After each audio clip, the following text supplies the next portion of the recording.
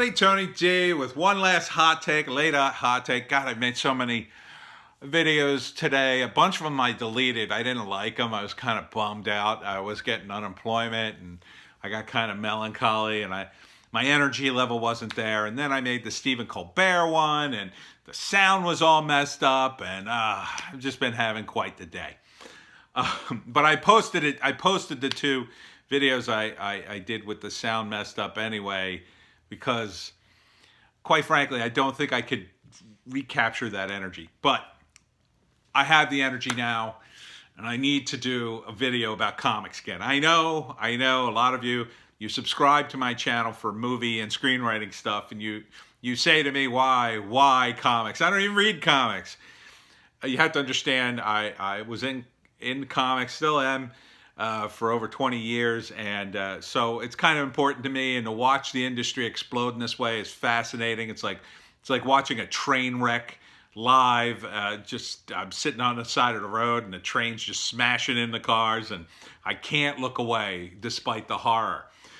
So many things happen. It's almost impossible to keep up with now. So before I told you DC Comics was going digital, then they backed off of that, okay? And what you have to understand, let me explain a little bit about how comics are sold. They're sold on a non-returnable basis to the comic book stores.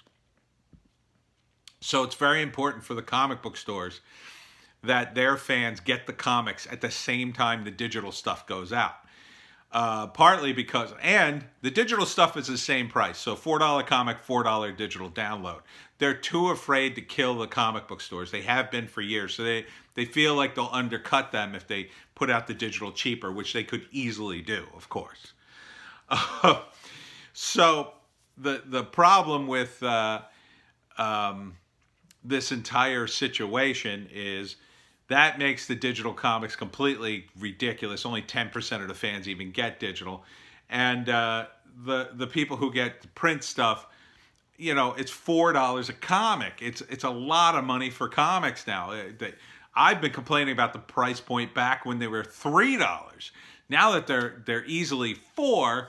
It's just ridiculous. I mean, the comics are just not worth that much. They're just not worth that much, and that's why a lot of people left. Most comic fans they'd spend $20 to $50 in the store, and that was back in the days when the general price point was $2. So think about that: $20 to $50 gets you 10 to 20, 25 comics.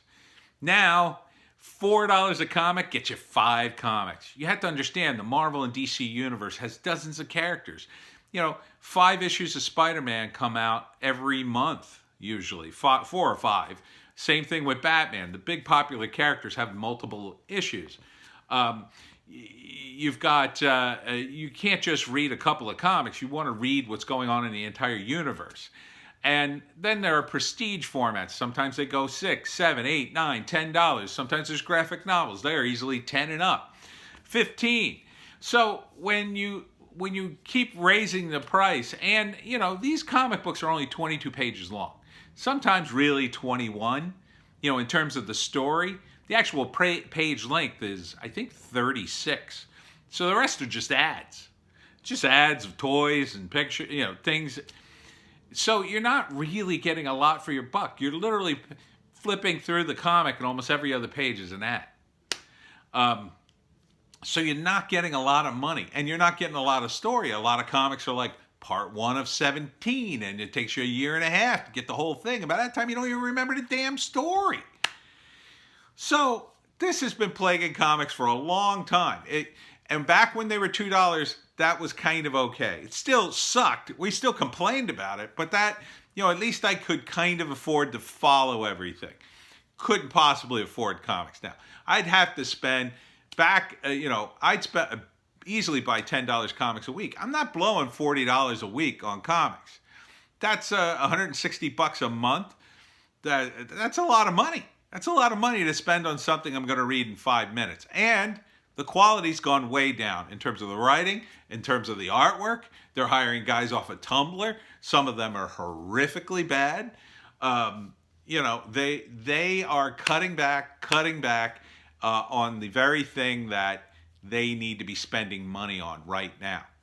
So the fact that they're going out of business now, or they're in trouble.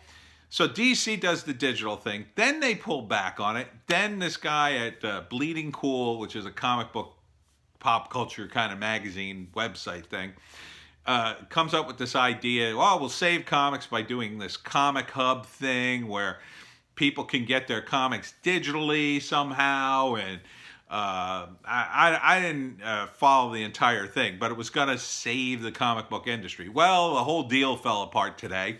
So that's not going to happen. Marvel and DC backed off of it. If Marvel and DC had any sense, what they would do is they would say, okay, here's the deal. Buy our comics online, digitally, for the price you normally pay for them. We will ship them, when this is all over, to the comic book stores where you'll have your print copy. But in the meantime, you can read the digital copy, and we'll give that to you gratis for the duration of this disease. You can read the comics online, and then they'll be in your comic book store. We will ship all of them, and then the comic book store will send them their cut electronically for giving them. All you got to do is name your customer. They're in the system, and then when all this is over, we'll just send a big check. Diamond will send a big check, or the DC will send a check to the comic book stores.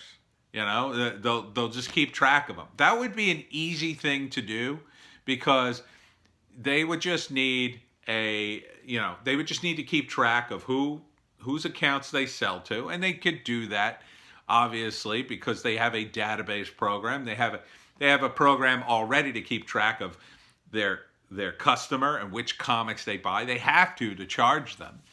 And they would have a record of all their purchases. Then they could cut out the percentage that the comic book store would normally get. They could add all that up. You would put in your comic book store, and voila, they would get their money and stay afloat. They would get a nice big check when this was all over in May, and you would have your comics, and all you'd have to do is walk in the store and pick up your pile of comics. And wouldn't that be a nice thing? And then you wouldn't even have to touch them, because most guys who buy at a comic book store, they're collectors, they'd be ecstatic. I already read this issue. I don't have to open it. I can just put it right in the bag and go back to collecting, assuming I can get a job. But they're not doing that. I don't know what they're going to do. They're freaking out at these places. The bottom line is they were on shaky ground to begin with, because they're divisions of bigger companies that they kind of don't need the money. But now the question is, do they need the money now? Disney is probably getting creamed with their parks. I don't know, Warner Brothers, other than the fact they're not releasing any movies, other than the ones they already had made, I don't know what they're doing. They could probably shut down. I don't think they have any parks, do they? They probably have licensed their characters out for parks. I remember that they had Looney Tunes licensed out to a bunch of things. But, Disney's taking it on the chin. They got higher overhead because they're bigger. They'll make it all back, hopefully. I'm not saying hopefully, but hopefully from their perspective. I'm not a huge fan of Disney. But meanwhile, the comic book industry continues to implode. IDW, sounds like Yellow Flash was just talking about IDW. They were on shaky ground. They were trying to make this leap from comic books to doing TV shows and streaming. And now it seems like they've just been running up their debt pile and haven't been able to really make any money. The rumor is they've never made any money. They're just one of these companies that seems to run on debt and somehow keep getting loans and money. And then I guess they're just going to keep running things until they declare bankruptcy and all their assets are sold off, which are just mainly things they bought or licensed from other people, is my understanding. Now, maybe I don't know that. Me and CB did know a guy who worked at IDW. I think he's still there. But I don't know how they operate. I don't know how they operate. I don't know why they operate. I don't know how you could run a business with that much debt. But there you go. I mean, So they're, so that's falling apart. And IDW did a bunch of comics. They did a lot of the licensed stuff, Transformers, G.I. Joe, anything you can think that would license for a comic, they were on top of it. But the big thing today is the death threats coming from one of the comic book retailers, a guy by the name of, I think it's Mike Wellman, who CB reminds me of that we had met this guy way back in the day. I don't remember meeting him. I'm not sure it's the same guy. I guess it probably is. But apparently he's working at a different store now. And there's been some death threats to Ethan Van Sciver, who's one of the Comics Gates guys. Listen, I am a fan of Ethan Van Sciver. I don't agree with everything he says, but who agrees with everything anyone says? But, I'm not a Comics Gate guy in that respect, that I'm not in their crew. But, this whole war against the Comics Gate guy, I've said, no, don't do this. It would hurt comics. I tried to do the comic book peace initiative. I made a video. You can find it in the archive somewhere if YouTube hasn't canceled me. And I basically said, let's come together and let's bury the hatchet. But things have only gotten worse. And, the SJWs who have been calling for their heads, well, there's no way they're coming to the table now, you morons, you woke idiots. There's no reason for them to. You're done. Your big-time comic book industry and your self-righteous attitudes about all the money you're making and how you make real comics, you're done. You are very done. You needed that audience, and you have disrespected them for many years, especially on Twitter. And you thought, well, we're going to be big shots just like all those Hollywood guys who disrespect people and call people names. And now look at where you are. Now it's the wheels turn, finally. And these guys are going to be begging people to come by and help them on their Kickstarter or their Indiegogo project or their other crowdfunding project. They're going to be begging people, hey, who wants a commission or whatever? And who's going to support them? Well, none of these woke morons on Twitter, they never had any money to begin with. They're the only people more broke are on Tumblr. I'll tell you right now. There's a lot of poor artists out there, and they don't buy each other's stuff. They're poor. That's why that's what happens when you get into art. You get poor real quick. So to be self-righteous and stand up and point at other people and say how bad they are, while you're making money at a major corporation that, I can't imagine has its hands completely clean, seems to be the height of hypocrisy, especially if you're so mighty and woke. This trend of wokeness has ruined people. This trend of TDS, Trump derangement syndrome, has ruined people because they're so caught up in being wonderful and self-righteous. Now you've got this poor guy, Wellman, who apparently is just, he sounds like he's gone off the deep end to me. I've seen some of the tweets or posts he's made. I mean, he's making actual threats to Ethan Van Sciver, undeservedly so. Ethan Van Sciver is a totally reasonable person. He's not an extremist in any way. I've never seen him, tout his political views or push them on people, and comics gators don't put their political opinions in their comics at all. That's kind of one of their rules. I like to put my politics in comics sometimes, but you know what? Even when I get in arguments with people online or even in the comments of the Webcomic Factory, I'm not looking for a fight. I'm not saying you have to believe everything I do. I'm an anti-war guy. I'm not afraid to say that. I've criticized all sorts of people. I've criticized Republicans and Democrats, even some of the libertarians. I've criticized lots of people. People don't like it when you criticize people, and they get bent out of shape.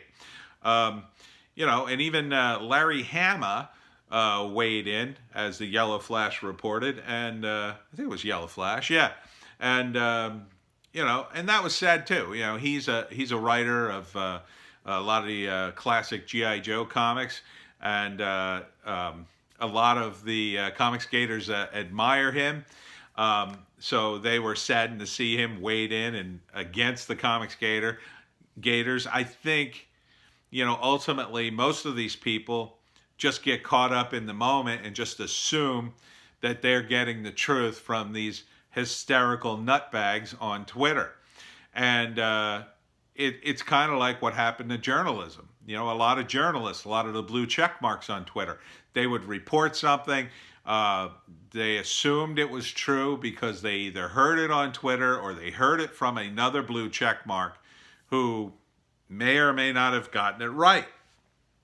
And rather than check the story, they trusted too much. Because back in the day, prior to all this polarization, 9 times out of 10, that was probably a reliable source when you heard it from somebody who was a friend, a fellow journalist, or a friend, a fellow comic book person. You would probably say, oh, that's probably true. 10 years ago, if I had told you, well, I think they're canceling that issue of Spider-Man, I think that's the last one, you would probably say, oh, I think I'll tell someone that. And you would probably think that was true, and it probably was true. But when you get into politics, people get too emotional, and they make a lot of mistakes. Look at me, I'm doing a Trump thing. Why am I doing that? They make a time. I've been watching too many of the Trump press conferences. But they make a lot of mistakes, and they say things that aren't quite true, or they take something that's kind of true and they push it to the next degree. When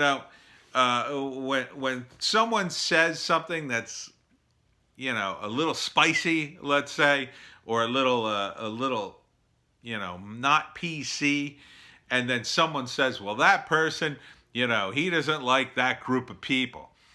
That's not necessarily true. It could be the person was joking or being sarcastic, which is always bad to do on the internet, unfortunately. But it could just be an offhand comment. It doesn't mean the person's, burning crosses and wearing a white hood. We've got to this point in which we have these extreme people who just have these extreme reactions to everything. And making death threats to anyone is just idiotic. It's illegal. I think he's going to be in a tremendous amount of trouble for it. And I don't know why you would do this, especially at a time when the comic book industry is literally crumbling around you. But that's probably part of the result of the pressure he is under, being cooped up at home, seeing his business go down the tubes, being unable to do anything really to help it. The time to help the comic book industry has long since passed. Promoting the kinds of books that would have been healthy for the industry, those days, long behind us all. I was in it for a long time, and I tried to tell these guys, don't promote all this garbage, gimmicky covers and all that. The terrible comics. You got to promote good comics in your store. You are the guys who are in the front lines of promoting comic book stores. You needed to promote them. And some of them did.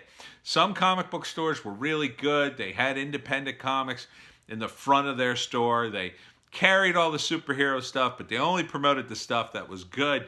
And those guys built a real readership in their stores. But there are a lot of guys, unfortunately, they just didn't put in that kind of effort. Now the entire industry is paying for it. Now we have a situation in which, the few greedy people are, their excesses have brought the comic book industry to its knees.